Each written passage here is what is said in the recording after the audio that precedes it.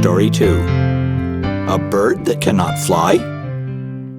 Most birds fly, but not all birds. Do you know the ostrich? It's the biggest bird on the earth. It stands 3 meters tall and is 150 kilograms in weight. Yes, an ostrich is a bird, but it cannot fly. Why can't it fly?